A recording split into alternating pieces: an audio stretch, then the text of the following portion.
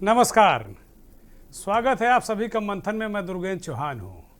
चुनाव के ऐन वक्त पर उत्तर प्रदेश विधानसभा उपाध्यक्ष के चुनाव में भारतीय जनता पार्टी ने एक बार फिर अपने मनपसंद के विधायक को बैठा लिया।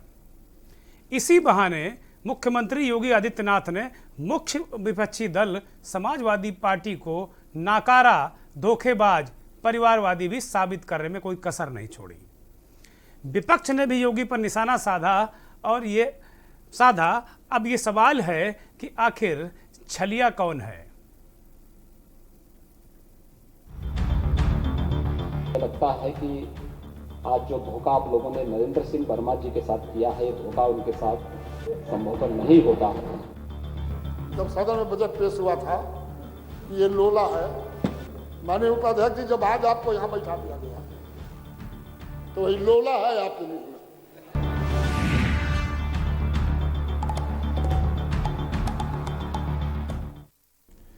तो यही हम कह रहे हैं कि भाई आखिर छलिया कौन है। एक दूसरे पर आरोप लगा रहे हैं। भारतीय जनता पार्टी के विधायकों ने एक साथ एकजुटता दिखाकर समाजवादी पार्टी के बागी नितिन अग्रवाल को विधानसभा उपाध्यक्ष बना दिया। 368 वोट पड़े, जिसमें 304 वोट नितिन अग्रवाल को मिले और 60 वोट समाजवादी पार्टी के अधिकृत उम्मीदवार को मिले। अधिकृत उम्मीदवार नरेंद्र कुमार वर्मा, माफ़ कीजिएगा, नरेंद्र कुमार वर्मा नाम है इनका। इनके नाम में राम नहीं है, नरेंद्र कुमार वर्मा नाम है इनका।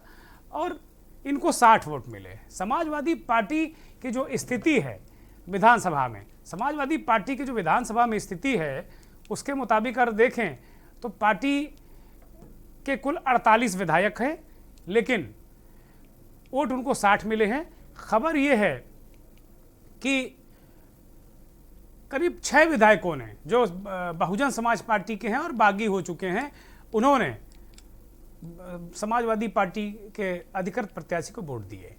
अब कुल मिलाकर जो स्थिति बन रही है वो बेहद ज़बरदस्त हो गई और देखने में ये आया कि समाजवादी पार्टी के जो नेता हैं, नेता प्रतिपक्ष, विधानमंडल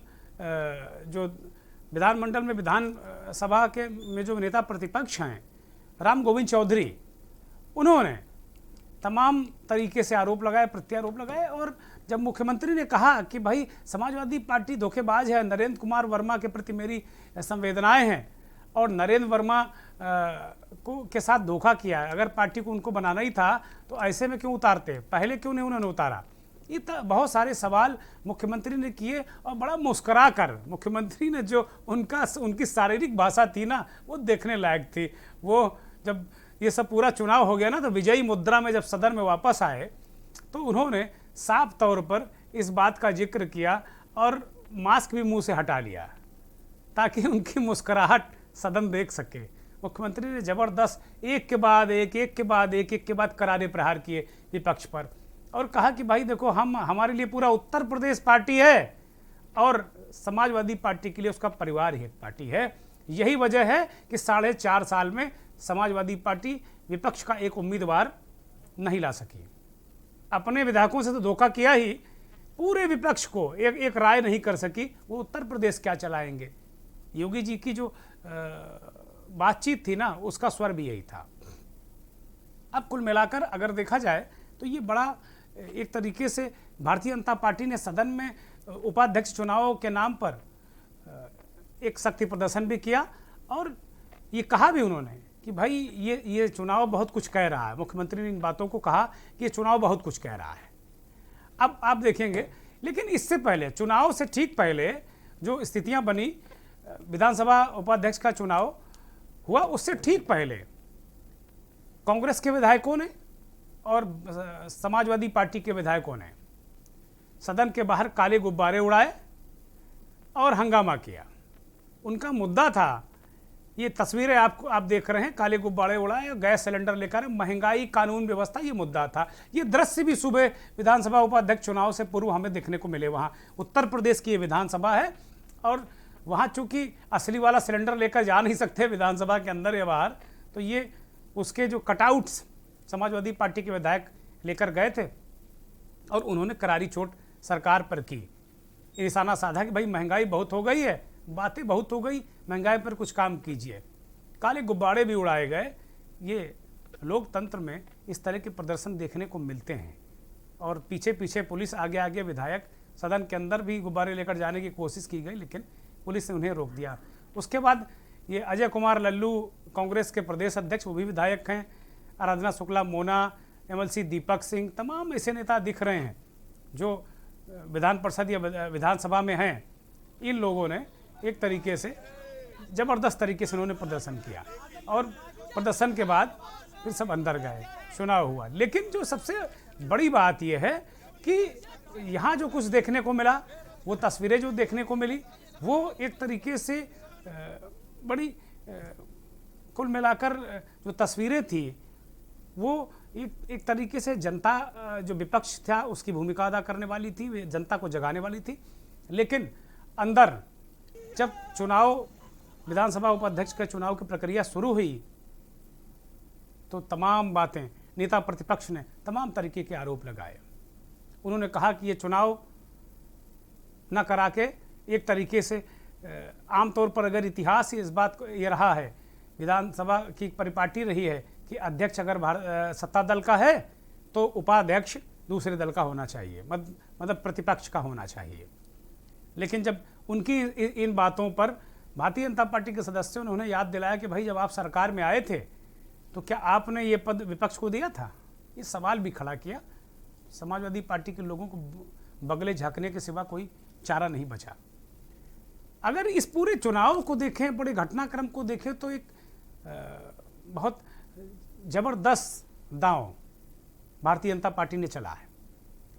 नितिन अग्रवाल समाजवादी पार्टी के बागी विधायक हैं और कई दलों में कांग्रेस से अपनी राजनीति शुरू करने वाले नरेश अग्रवाल, हरदोई नरेश, उनके बेटे हैं।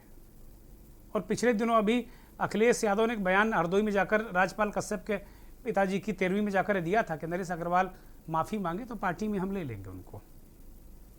भारतीय जनता पार्टी ने अखिलेश यादव के इस बयान का जवाब आज नितिन अग्रवाल को विधानसभा का उपाध्यक्ष बनाकर दे दिया।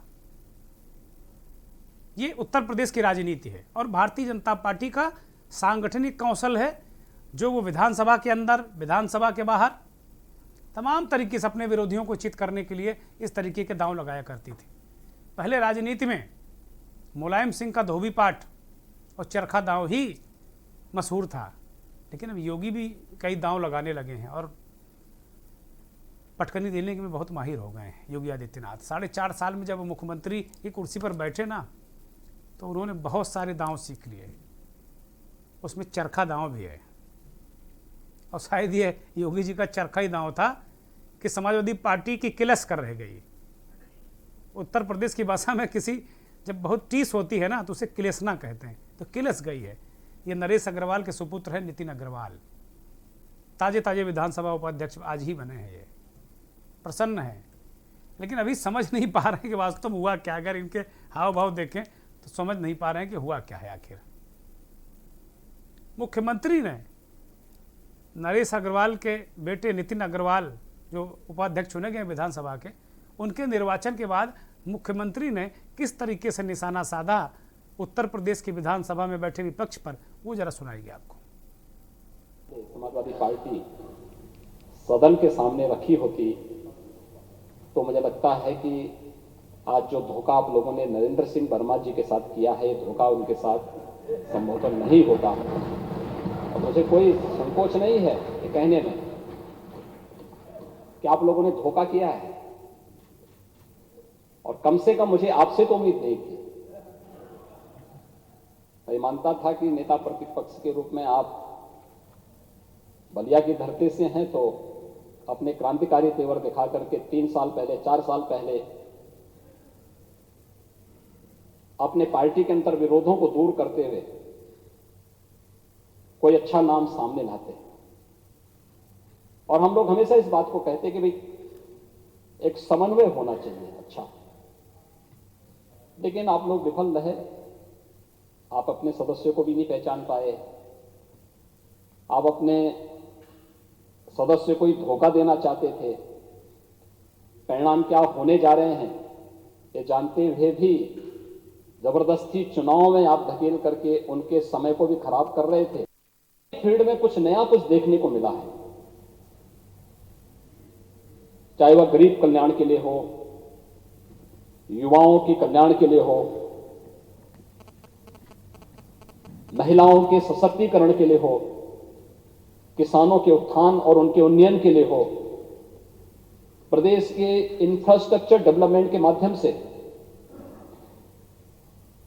देश के सामने उत्तर प्रदेश को निवेश के सबसे अच्छे गंतव्य के रूप में स्थापित करने का हो, या फिर प्रदेश के बारे में जो एक धारणा थी देश की, दुनिया की, उस धारणा को बदलने का रहा हो।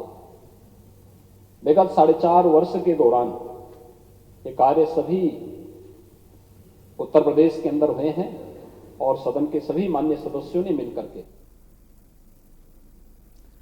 योगी जी ने साफ कहा कि भाई अपने आप जिनको आपको पता था कि परिणाम क्या होने वाले हैं, परिणाम जो सामने आया वही होने वाला है। आपने कोई अच्छा प्रत्याशी, कोई अच्छा योग्य प्रत्याशी 4.5 साल में दिया नहीं, और जब ये चुनाव की प्रक्रिया शुरू हुई तो आपने उसमें अड़ंगा डाला और कोई भी ऐसा नाम आपने दिया नहीं। अब नरेंद्र सिंह वर्मा को आपने लाके फंसा दिया। मुख्यमंत्री कहते हैं कि अगर जितना जोश खरोश नरेंद्र सिंह वर्मा ने सदन में अपने निर्वाचन प्रक्रिया में शामिल होने के दौरान भाषण में इतना जोर शोर लगाया, उतनी ही एनर्जी अगर वो अपने विधानसभा क्षेत्र में लगाते तो शायद अपनी बात वो जनता तक पहुंचा पाते, जनता का भी भला होता और विधायक जी का भी भला होता। ये बात समझ में नहीं आई। भाई ये एक प्रक्रिया है। विपक्ष को पता था कि प्रचंड बहुमत के साथ में भारतीय जनता पार्टी उत्तर प्रदेश की विधानसभा पर काबिज है, और सत्ता पक्ष की नीयत के बारे में भी विपक्ष को पता है। सत्ता पक्ष ने जानबूझकर ये किया। क्या भारतीय जनता पार्टी में उपाध्यक्ष के लिए कोई योग्य व्यक्ति नहीं था? अगर आप ही ये काम कर रहे थे, लेकिन तकनीकी तौर पर माफ कीजिएगा, तकनीकी तौर पर नितिन अग्रवाल अभी भी समाजवादी पार्टी के विधायक हैं, और यही वजह है कि वही वाली बात हो गई कि सांप भी मर गया और लाठी भी नहीं टूटी। ये कहावत है कि भाई काम निकल गया और हम पर तोहमत भी नहीं आई। भाई नितिन अग्रवाल जब से समाजवादी पार्टी के बागी हुए हैं तब से आपके खेमे में बैठ रहे हैं, तो वो विपक्ष का चेहरा कहां हो गए? ये विपक्ष में कहां हो गए? लेकिन ये तय था कि भाई विपक्ष को उपाध्यक्ष के पद का देना ही नहीं है। अगर कहीं मामला तकनीकी रूप से फंसता है तो ये बता देना है कि भाई हमने तो विपक्ष का ही चेहरा कर दिया, जो विधायक बना विपक्ष में है। तो ये राजनीति है, वार पलटवार का खेल। लेकिन विपक्ष या समाजवादी पार्टी का जहां तक प्रश्न है, नरेंद्र वर्मा का चुनाव लड़ने का प्रश्न है, तो ये चुनाव प्रतीकात्मक होता है। अगर सत्ता पक्ष को, विपक्ष को विधानसभा उपाध्यक्ष की कुर्सी देनी होती तो सर्वसम्मति, सर्वसहमत से दे देता। इस पूरे प्रकरण से साफ है कि सत्ता पक्ष की मंशा विधानसभा उपाध्यक्ष की कुर्सी विपक्ष को देने की बिल्कुल नहीं थी। इस चुनाव के माध्यम से या जो भी रणनीति अपनाई गई हो उसके तहत ये किया गया कि भाई एक अपना ही आदमी, भले ही उसका मुखौटा समाजवादी पार्टी का भी लगा हुआ है, उसको अब बैठा दीजिए, बैठा दिया। सवाल यही है, राष्ट्रपति का चुनाव होता है, तमाम इस तरह के जो संवैधानिक पदों के चुनाव होते हैं, उसमें कभी कभी ऐसा होता है कि जब सत्ता पक्ष प्रचंड बहुमत के साथ में काबिज होता है तो विपक्ष को लगता है कि इसमें कुछ होने वाला नहीं है, लेकिन प्रतीकात्मक, प्रतीक के रूप में ये आइडियोलॉजी की लड़ाई होती है, विचारधारा की लड़ाई होती है। और विचारधारा ये कहती है नरेंद्र वर्मा खड़े हुए, लड़े, जीत हार तो उनको पता ही थी, फिर ये सवाल कहां उठ गया कि उन्होंने समय खराब किया? क्या सदन में बोलना समय खराब करना है? फिर सदन ही क्यों? इस तरह के सवाल बड़े अहम हैं। एक ब्रेक के लिए यहां रुक रहे हैं, लौटेंगे तो नेता प्रतिपक्ष ने किन शब्दों में सरकार पर निशाना साधा और कैसे कहा कि जो नए विधानसभा उपाध्यक्ष नितिन अग्रवाल हैं उन्हें भारतीय जनता पार्टी ने क्या बना दिया है। तो नेता प्रतिपक्ष राम गोविंद चौधरी भी बहुत सुर में और लय ताल में थे। होते भी क्यों नहीं, बागी बलिया के रहने वाले हैं, जहां मंगल पांडे, चित्तू पांडे, बाबू साहब चंद्रशेखर, एक से एक दिग्गज बागी बलिया में हुए हैं। और बागी बलिया उसको इसलिए कहा जाता है कि वहां नेता बागी तेवर के होते हैं। वो बलिया का एक बैरिया भी है, वहाँ के विधायक सुरेंद्र सिंह भी अक्सर दिख जाते हैं। उनका जो बागी तेवर है वो दिखता है, कभी कभी सरकार के खिलाफ ही बोल जाते हैं। राम गोविंद चौधरी ने बहुत अहम सवाल उठाया। जब वो धन्यवाद, चुनाव के बाद धन्यवाद भाषण के लिए खड़े हुए, मुख्यमंत्री जी जब बोल चुके, तो राम गोविंद चौधरी ने अपनी एक अदा है उनकी बात करने की। उन्होंने नवनिर्वाचित विधानसभा उपाध्यक्ष नितिन अग्रवाल को ये कहकर बधाई दी कि भाई आप हमारे अभिन्न मित्र के बेटे हैं, इसलिए आपको थोड़ी ज़्यादा बधाई, शुभकामनाएं। आज अब इस पद पर आसीन हुए हैं, संवैधानिक पद पर आसीन होना बहुत महत्वपूर्ण होता है, अब आसीन हुए हैं। लेकिन उन्हें साथ ही सवाल उठाए बड़ी खतरनाक और कातिल मुस्कुराहट के साथ में। राम गोविंद चौधरी ने कहा कि भाई अब सदन होबे नहीं करेगा तो आप एको दिन वो आसन पर नहीं पहुंच पाएंगे। इशारा किया जिस पर विधानसभा अध्यक्ष हृदय नारायण दीक्षित बैठे थे।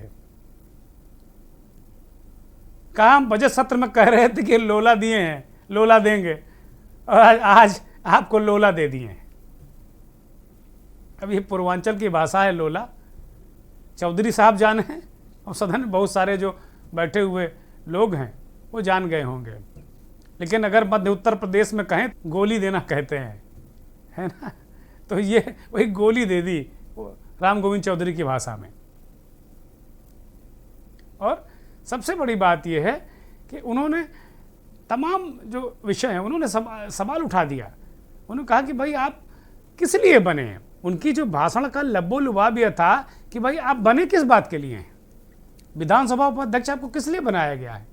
ये खेल हो गया आपके साथ में। जिस तरीके से मुख्यमंत्री ने नरेंद्र सिंह वर्मा के प्रति उनको संवेदनाएं दी और कहा कि भाई समाजवादी पार्टी आपकी पार्टी ही आपको नहीं चाहती थी, नहीं तो शायद आप बन जाते, अपने विधायकों के साथ भी धोखा किया, उसका जवाब राम गोविंद चौधरी ने दिया सदन में।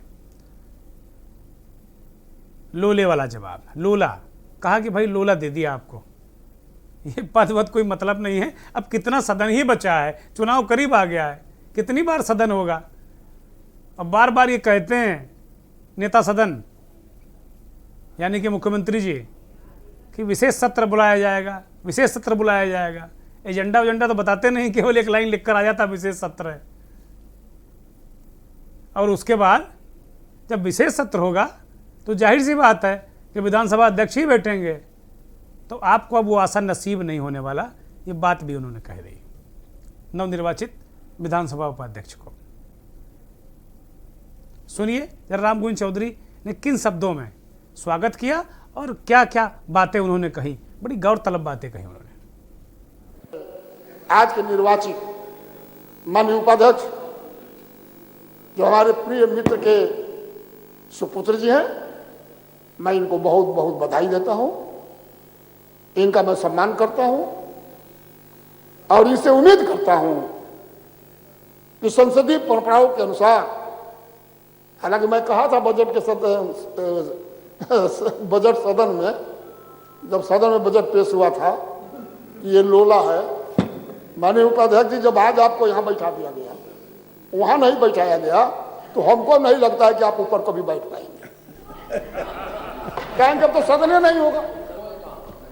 एक दिन होगा, तो एक दिन होगा तो इतना महत्वपूर्ण रहेगा कि माननीय अध्यक्ष जी का बैठना अनिवार्य इस दिन रहेगा। तो लोला है आपके मुंह में।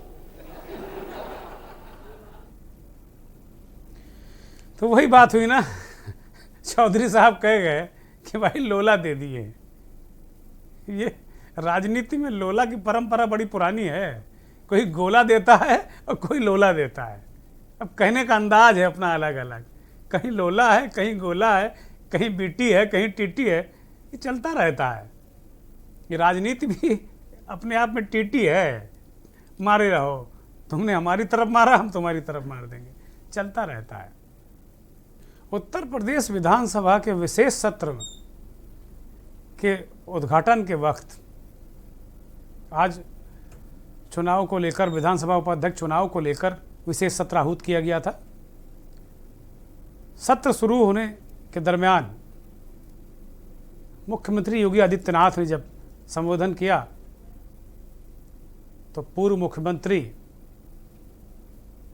जननायक कल्याण सिंह को श्रद्धांजलि देना नहीं बोले मुख्यमंत्री।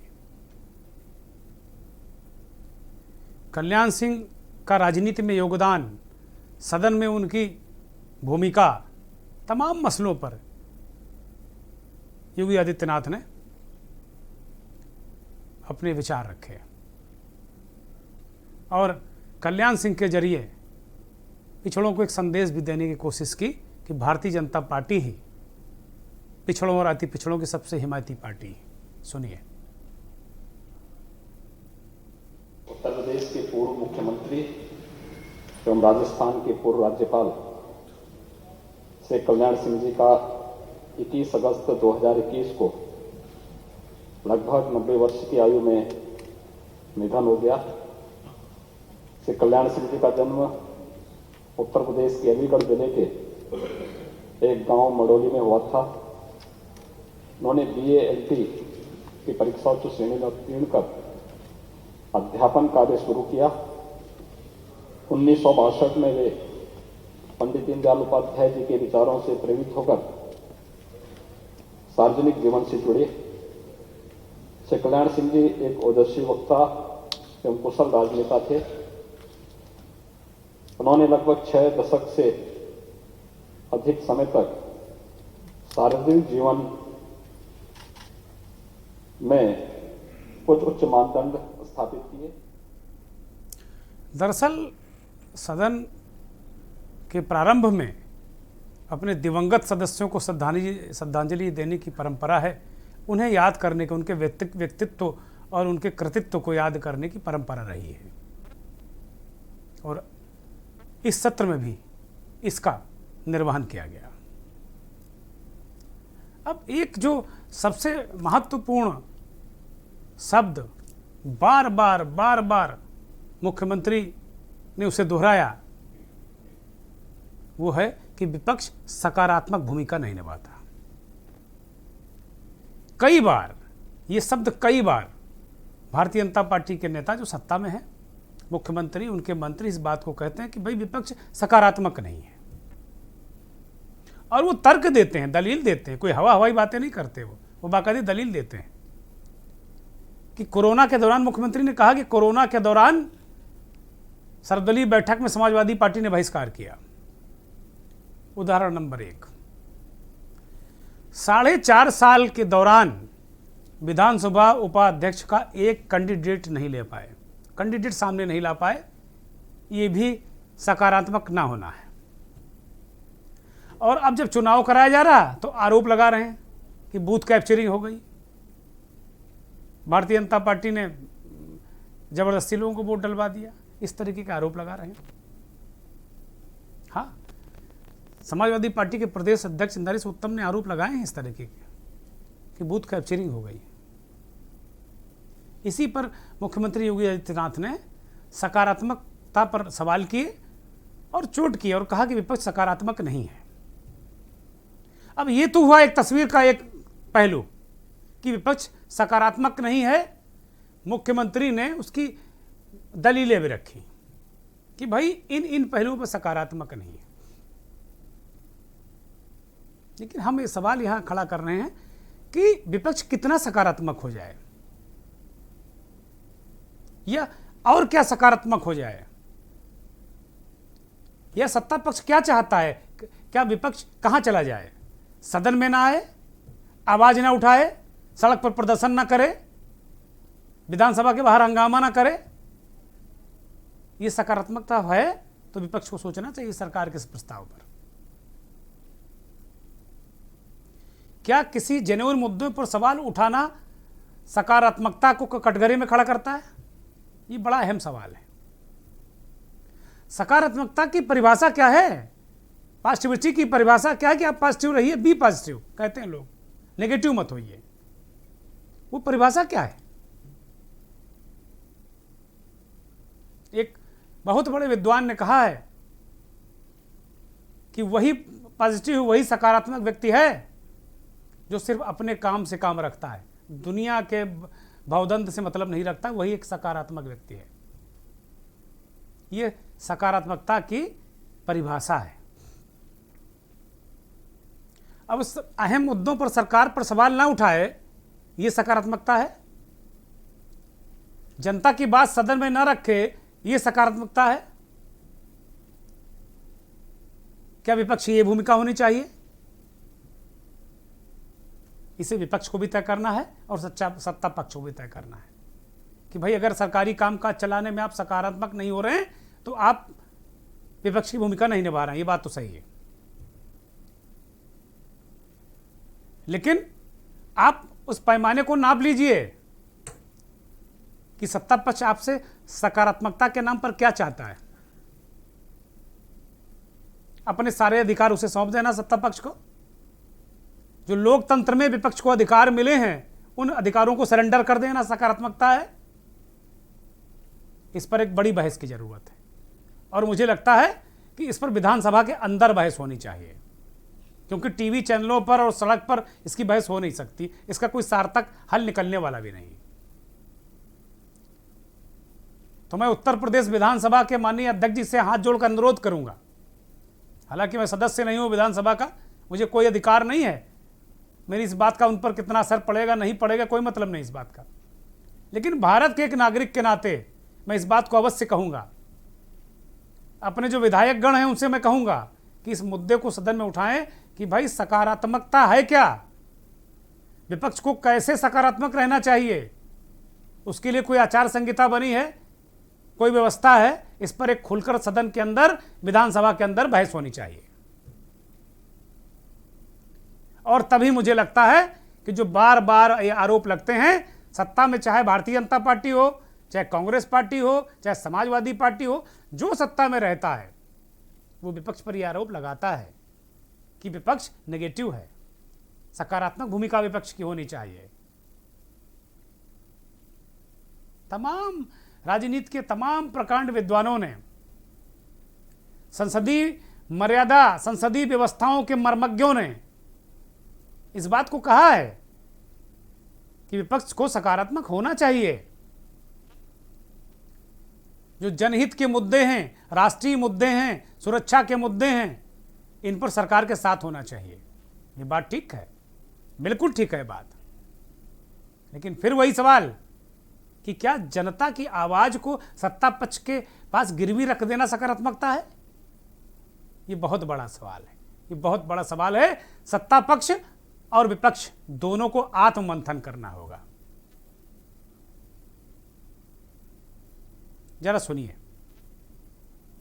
कि सबसे बड़े विपक्षी दल के द्वारा किसी युवा चेहरे को आगे करते हुए उपाध्यक्ष के रूप में उनके मनोनयन के लिए एक सर्वसम्मत प्रस्ताव लाने का प्रयास होगा। लेकिन कोई सकारात्मक रवैया न होने के कारण अंततः जब ये हुआ कि विधानसभा का कार्यकाल अगले 6 महीने के अंदर संपन्न हो जाएगा, अच्छा है कि हम लोग ही किसी युवा को यह दायित्व दें और मुझे प्रसन्नता है कि युवा के साथ साथ अनुभवी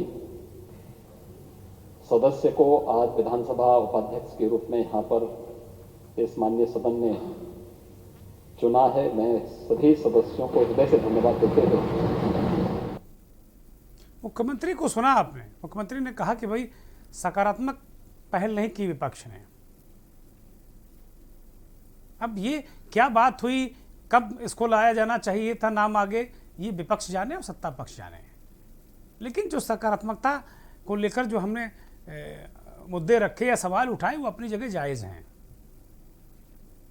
मुख्यमंत्री तो यहाँ तक कहा कि समाजवादी पार्टी युवा विरोधी है, नितिन अग्रवाल युवा है, अनुभवी हैं, उनको हमने आगे कर दिया, उनको एक विधायक को अगर हमने उपाध्यक्ष बना दिया युवा विधायक को तो वो विरोध कर रहे हैं।